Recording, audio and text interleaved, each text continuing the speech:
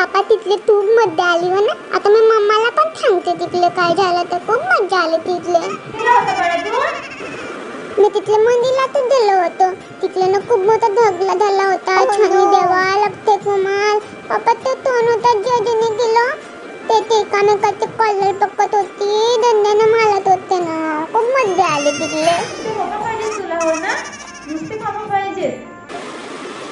म्हणतात पप्पा तिथले दद्दा दाखवतात ना मला. अच्छा कॉलर पकडता आणि झगला दाखवते. तू कुठे नेते मला घुमायला.